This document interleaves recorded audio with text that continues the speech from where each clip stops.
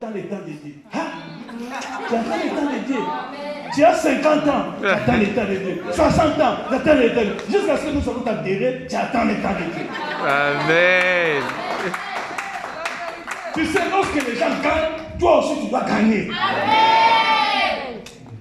La persévérance, c'est très très important. Le problème c'est quoi? Toi tu dois t'élever. Lorsque tu t'élèves, Dieu aussi s'élève. Toi tu dois faire le premier pas et Dieu va faire le reste. Amen. Alléluia. Amen. Tu vas passer quelque part. Cherche.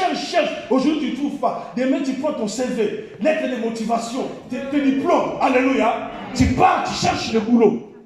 Tu vas trouver quelqu'un. Parce que la Bible dit, le cœur de l'homme, c'est entre les mains de Dieu. Il le bascule partout où il veut. Comme toi, tu es son enfant. Avant de partir, tu mets tes papiers là-bas. Tu mets les genoux. Alléluia. Tu t'agenouilles, tu pries. Et tu prends lorsque tu sors. Dieu va toucher son cœur. Alléluia. Moi, je connais quelqu'un, on l'a engagé quelque part. Lorsqu'il est arrivé, d'abord, l'homme de sécurité qui était à la porte lui a dit, ici, on n'engage pas les gens. On a déjà clôturé, c'est fini, nous sommes complets. Il a dit, non, moi, je vais voir seulement les chefs. Bon, ça va, maintenant, on n'engage pas, mais je vais voir seulement les chefs. Il dit, non. Tu sais, il y a des gens qui n'aiment pas le bonheur, déjà. Il dit, non, on a clôturé, nous sommes complets, d'ailleurs, on n'engage pas. Non, moi je vais voir. Tellement il a insisté. Oh, que le chef dans son bureau, il a une fenêtre qui lui regarde à l'entrée comment les gens entrent. À tout moment qu'il était sur son ordi, il regarde là, il va se tomber là. Il va se tomber. Il prend son téléphone. Il appelle le secrétaire et dit, je vois un homme qui est à la porte là. Fais-le entrer. Alléluia. Le garde qui était là, il a entendu que le chef a dit qu'on fasse entrer cet homme. Directement, il a laissé entrer. Il a dit, bon, allez seulement, on va dire la même chose comme moi je vous ai dit. Ça ne change pas. On ne peut rien faire pour vous. Ce sont des paroles décourageantes. Amen. Alléluia. Amen. Et l'homme, il est parti. Lorsqu'il est entré, il a dit, bon, je t'ai vu là-bas, plus de 30 minutes, qu'est-ce que tu fais là? Il dit, non, moi je cherche le boulot. Oh, tu cherches le boulot, qu'est-ce que tu as fait? Oh non, moi j'ai fait ça. L'homme qui était là, le chef, normalement, c'était déjà clôturé, comme l'homme de la porte lui avait dit. Mais le problème, c'est quoi? Cet homme-là lui a dit, mais je vois en toi, tu as un très bon accent. Alléluia. Tu as un très bon accent. Alors, j'ai besoin de quelqu'un qui est comme toi pour faire les interviews. Alors, je te prends. Alléluia. Alléluia. Et demain, il a mis sa veste, il a mis sa cravate et il est venu. L'homme il a dit, oh non. Il dit, toi tu ne comprends pas. Il a mis la carte. Il dit, alléluia. Les choses sont changées. À cause de la persévérance. Amen. Persévérer, bien-aimé. N'abandonne jamais. Amen. Si vous regardez l'histoire de ce monde, les grands hommes qui ont marqué l'histoire de ce monde, ce sont des gens qui ont été persévérants. Amen. Comme je vous ai dit, dans ce monde, les gens n'aiment pas le bonheur des gens. Amen. C'est seulement Dieu qui aime ton bonheur. Amen. Les gens dans ce... Moi, j'ai vu même un homme qui est allé accuser sa femme. Il dit qu'elle travaille avec les documents d'une autre personne. Amen. Il n'a pas de papiers. Pourquoi? Parce qu'ils sont chamaillés. Tu vois? Alléluia. Amen. Pour te dire qu'il y a seulement Dieu qui t'aime plus que tout le monde. Amen. Et la Bible dit, au verset 5, rachetons le temps, il était arrivé dans le pays de Tuf. Lorsque Saoul dit à son serviteur qui l'accompagnait, viens, retournons, de peur que mon père oublia les ânesses et ne soit à peine de nous. Saoul, lorsqu'ils sont arrivés au pays de Tuf, il était fatigué, parce que quand même il a parcouru. Alléluia. Et il a voulu abandonner. Lorsqu'il est arrivé tout près d'Ibit, parce que dans le pays de Tuf, là, il y a un prophète qu'on appelle Samuel. Et c'est lui qui a des grandes choses que lui-même ne connaît pas. Des grandes choses qui dépassent même les ânesses qu'il cherchait. Mais dès qu'il était arrivé tout près d'atteindre le but, c'est par là qu'il fait abandonner. Par là, je vais te dire, il y a beaucoup de gens qui abandonnent tout près du but. C'est-à-dire, tu as lutté des années pour une chose. Maintenant, si tu es arrivé près de toucher, tu abandonnes. Et puis, tu as tout raté. Et toute la peine que tu t'es donnée, éparpillée comme ça. S'envole comme ça, comme il n'y a rien. Moi, j'ai mis une personne qu'on l'avait dit, tu peux abandonner. Non, avec la peine que je me suis donnée, là où je suis arrivé, je n'abandonnerai jamais. Je dois continuer. Alléluia. Et c'est comme ça. Il faut continuer, bien-aimé. Il faut continuer la lèvre.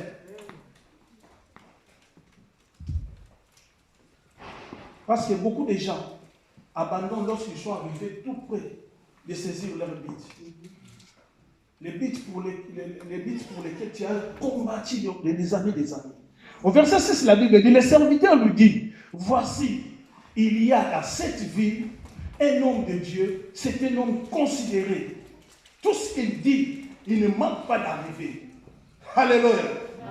Cet homme qui est venu avec Saoul ne vit pas dans cette ville-là de Dieu. Ce sont des Benjamites. Alléluia. Il vit dans leur ville de Benjamin. Mais, malgré, il vit ailleurs, mais il a les bons témoignages de Samuel. C'est-à-dire, Samuel, c'était un homme qui avait un bon témoignage partout. Malgré, regardez la distance. Alléluia. Même jusque dans le pays de Benjamin, on connaissait que Samuel, c'était un homme juste. C'est quelqu'un qui avait un bon témoignage. Je vais parler du témoignage. Alléluia. Alléluia. Amen. Tu sais, Samuel avait un bon témoignage. Sa bonne conduite était connue de tous. Même dans les villes éloignées, ils connaissaient que Samuel, c'est quelqu'un qui a un bon témoignage. Tu sais, dans la vie, tu peux manquer de l'argent. Tu peux manquer de moyens. Mais, si tu as un bon témoignage, ça va te permettre à tisser de bonnes relations avec les gens. Amen. Tu sais, un homme d'affaires ne cherche pas l'argent. Un homme d'affaires cherche des relations. Amen. Et pour avoir de meilleures relations, il faut avoir un bon témoignage. Amen. Alléluia. Amen. Alors, il y a trois choses qui font le témoignage de quelqu'un. La première chose qui fait le témoignage, c'est les œuvres. Les œuvres que tu fais, ça témoigne ce que tu es. Amen. Deuxième chose, c'est la conduite. Ta façon de te conduire, ça montre ce que tu es. Amen. Et troisième chose, c'est le langage. Alléluia. Amen. Ton langage, ça montre ce que toi, tu es au vrai. Amen. Tu sais, tu peux se cacher quelque part, faire comme si tu es bon. Mais tu sais, la nature, on ne change pas ça. Amen. Un jour, tu seras démasqué. Amen. Et puis, la façon dont tu vas le faire, ça sera d'une manière spontanée. Ça. Et les gens disent, ah, ok, il est comme ça. Parce que c'est sa nature. Parce que la nature, on se fait des choses d'une manière naturelle. On ne raisonne pas. On ne fait pas l'exercice pour faire ça. Parce que c'est ta nature, tu le fais directement. Alléluia. Amen. Un bon joueur pour dribbler, il regarde, il ne calcule pas dans sa tête. Ça vient directement, il le fait. Alléluia. C'est sa nature. Un bon boxeur pour donner un coup, il n'a pas besoin de raisonner. Alléluia. Ça fait qu'il ne donne pas, il donne. Parce que c'est sa nature. Alléluia. Amen.